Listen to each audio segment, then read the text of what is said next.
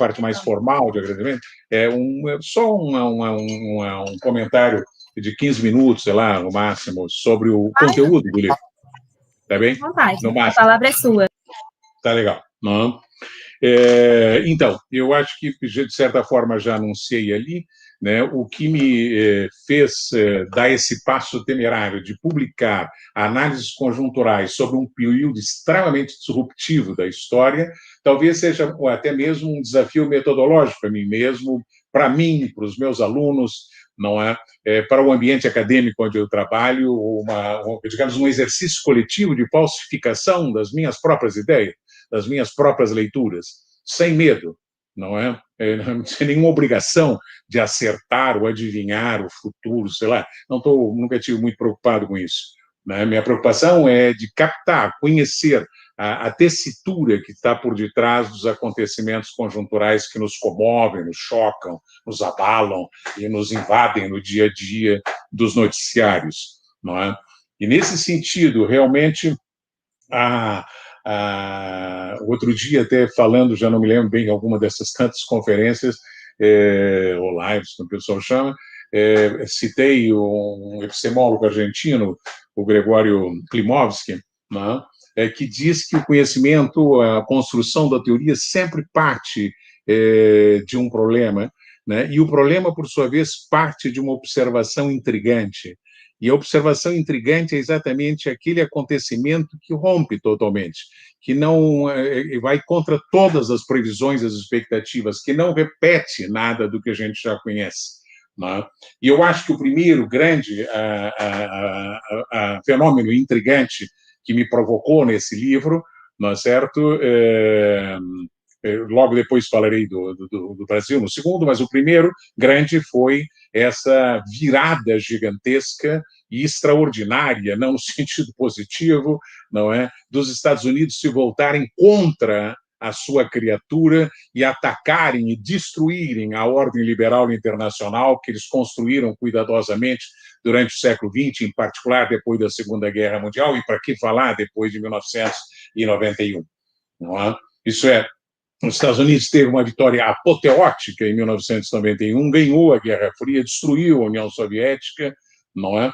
E assumiu o comando unipolar do mundo, tá certo? E em 30 anos jogou o leite e a criança fora, não é? Entende? E se jogou contra as instituições, contra os regimes que eles mesmos haviam criado. Um fenômeno,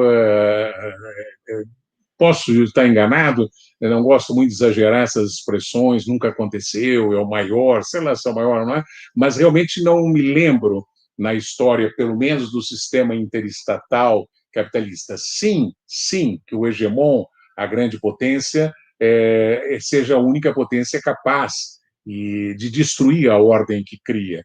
Mas, muito bem, isso é verdade, é uma lei do sistema, esse, interestatal.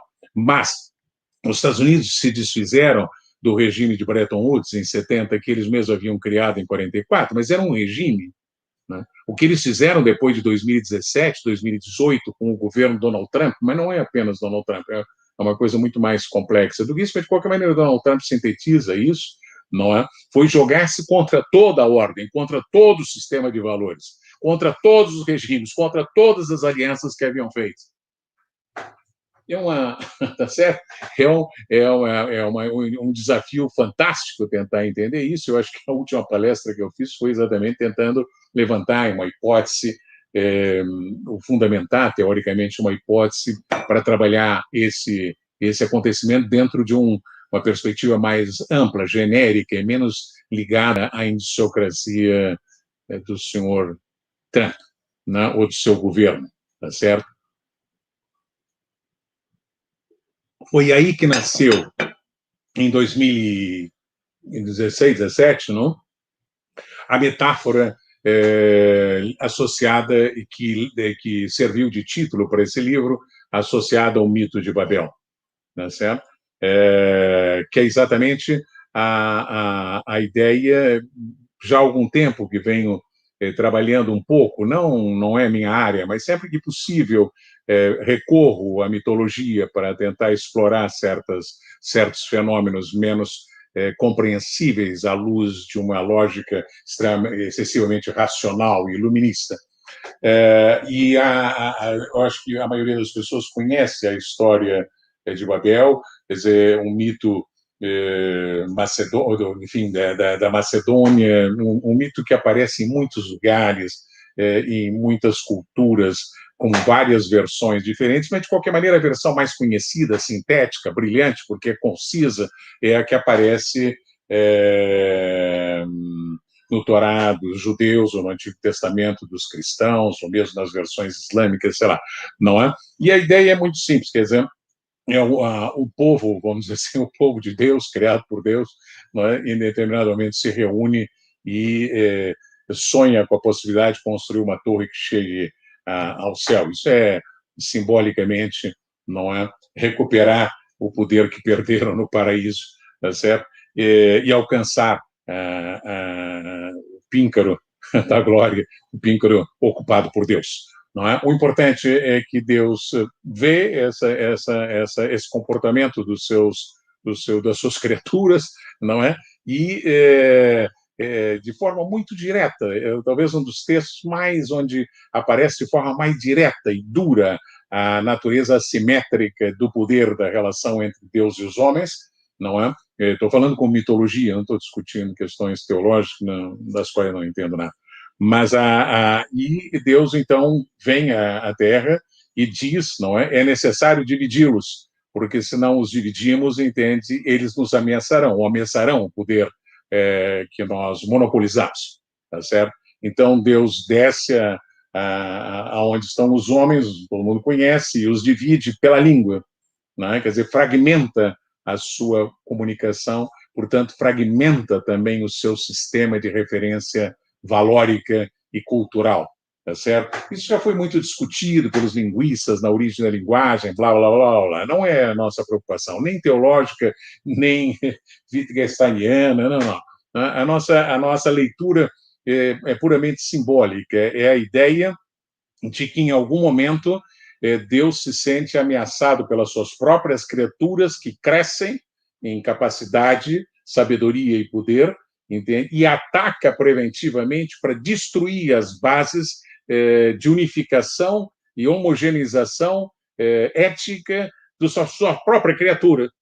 Você suporia, bom, mas Deus deveria estar feliz se a sua criatura converge em torno de um sistema de valores que é o seu, não é? Não, porque é uma ameaça ao seu poder e, portanto, ele fragmenta, estilhaça e divide pelo mundo esses povos. Pois bem, não é? Essa ideia nos apareceu muito na cabeça uns anos atrás, olhando para a dinâmica norte-americana e, em particular, para a figura e o governo de Donald Trump, não é? Que é como se fosse um deus vikingo, até tem a figura um pouco extravagante, não é?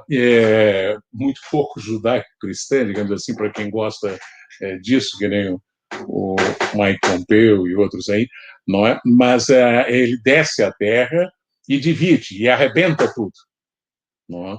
E o faz, não, atenção, não porque vai perder o seu poder, porque perdeu o poder, porque foi derrotado. Não, não. Ele o faz com a manifestação do seu poder. Tá certo? Ele derrota os outros dividindo-os, fragmentando-os. E, se for o caso, arrebentando-os. Essa era a ideia. Essa ideia me apareceu na cabeça uns 5 anos atrás, 3 anos atrás, não me lembro, não mesmo, mas é essa a ideia central que aparece no título desse livro.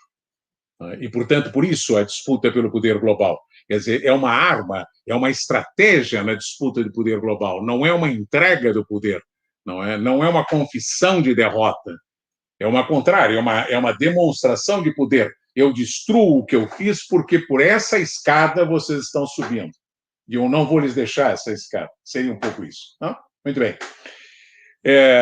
Neste tempo, essa estratégia, vamos dizer assim, babeliana, não é? Se manifesta de forma muito visível, não é? Escandalosamente visível, em 2 espaços, exatamente. tá certo? Que nos ocupam nesse livro, tá certo? Um espaço que foi a Europa e a União Europeia, tá certo? Que foi criada em grande medida sobre, ou pelo menos instigada pelos norte-americanos depois da Segunda Guerra. E mesmo foi apoiada quando Helmut Kohl promoveu a unificação da Alemanha e contou com o apoio do presidente norte-americano para fazer isso. Muito bem. Então, há um ataque direto à União Europeia, né, um estímulo ao estilhaçamento da União Europeia, tanto pela via política, como foi o Brexit, tá certo? Né, como que são forças absolutamente convergentes do ponto de vista ideológico com o pensamento do senhor, se é que ele tem algum pensamento do senhor Trump, não é? Mas pelo menos os seus militares têm. Não é? Além disso, de forma muito mais violenta e indireta, porque durante essas 2 últimas décadas que os Estados Unidos farão um bombardeamento sistemático dos países do Oriente Médio. Pelo menos 7, 8 ou 9 países do Oriente Médio são atacados pelos americanos, pela OTAN ou por coalizões lideradas pelos Estados Unidos, e são essa violência exercida no Oriente Médio que jogará sobre a Europa uma massa de refugiados que alimentará a reação xenófoba e direitista dos poloneses, dos húngaros, tchecos, sei lá, e por aí vai. Ingleses também, não são só os europeus centrais, não. Ingleses, alemães, franceses, e por aí vai. Não? Isso é um ataque por baixo, um ataque por cima, é um ataque com bombas e uma expulsão dos povos islâmicos em direção à Europa, movidos pela miséria, pela fome criada pela guerra, feita pelos norte-americanos, tá certo? E, por outro lado, o ataque político direto à União Europeia. Eis aí um lugar onde a estratégia, vamos dizer assim, a síndrome de Babel se manifesta de uma forma, eu diria, apesar de eu não gostar muito desses adjetivos excessivos, mas no caso europeu, catastrófico, não é? E outro lugar onde isso se manifestou e segue se manifestando é exatamente na América do Sul, não é certo? Depois de um período, enfim, que não vamos analisar, não vamos comentar aqui, dos primeiros 15 anos do século XXI, os americanos passam a promover de forma ativa, desde o golpe de Honduras, tá certo? A desunião, a fragmentação, o estilhaçamento da América Latina. Mais do que isso, a promoção ativa da polarização, isso é, jogando os latino-americanos contra si mesmos, como países, como classes, como grupos sociais, religiosos, tá certo? E, no limite, a Europa ainda tem capacidade econômica de resistir, mas no caso da desintegração induzida com o ataque à Unasul, ao Mercosul, a tudo que seja de integração e, digamos, tudo que seja de tentativa de construir uma pequena torrezinha de Babel, no caso da América do Sul, ainda por cima, com o agravante de que não tem nenhuma alternativa compensatória do tipo econômico. A despeito das fantasias grotescas e quase religiosas desses financistas que arrebentaram com a economia argentina, estão arrebentando com a economia brasileira, tá certo? Por sorte, estão provocando um ressurgimento e uma reação que começou na própria Argentina, agora na Bolívia, depois da manhã deve ser no Chile, deve levar uma imensa lambada no Chile, e por aí seguirá, né? Muito provavelmente. Tá certo? Mas antes dessa reação, e antes de discutir a possibilidade dessa reação, não é? O que é fundamental e o que aparece nesse livro é a discussão exatamente desse período, dessa mudança lá em cima, não aqui, não é? Tá certo? E como é que isso se alastra, arrebentando com a Europa e arrebentando com a América do Sul, porque não há nenhum interesse de propor, como na década de 50, durante a Guerra Fria, algo como seja um desenvolvimento, crescimento, nenhuma, não há uma palavra das autoridades americanas dirigidos aos seus vassalos sul-americanos, entende? Prometendo algo como crescimento, desenvolvimento, felicidade, não tem nada, não tem nada, tá certo? É a vassalagem pura e vagabunda de uma elite e de um grupo que alguém chamou, me parece bastante corretamente, um bando de vagabundos ou de vira-latas, não é? Que eu agregaria ajoelhados, além de vira-latas, ajoelhados.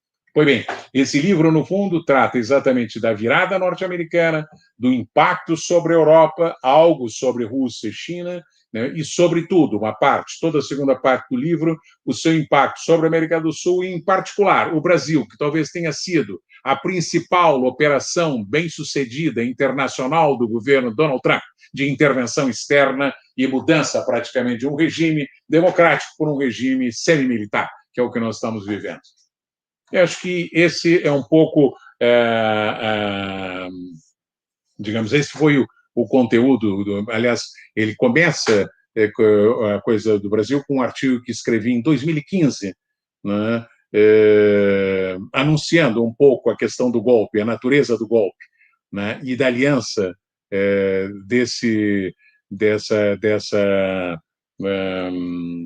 digamos assim, dessa tribo de vira-latas com os financistas para promover uma suposta salvação nacional pela via da desregulação e privatização à espera dos investimentos norte-americanos. Mal e mal conseguirão, se é que conseguirão, o dos chineses. Mas, enfim, esse é o tema central, é uma coisa que hoje já vão alguns anos, a gente já consegue ver com mais claridade o que passou, mas a verdade é que, relendo algum desses artigos, a gente vê a dramaticidade não apenas dos acontecimentos, mas do próprio conhecimento e do seu esforço para tentar entender aquilo que ia mudando de forma chocante frente aos nossos olhos. Eu acho que esse é um pouco, quer dizer, em grandíssimas linhas, pelo menos o objeto, o tema central, as questões intrigantes que moveram a redação, a reflexão e a produção dos artigos reunidos no livro. Eu acho que é isso, Natália, é o que eu teria a dizer. Muito bom, muito feliz.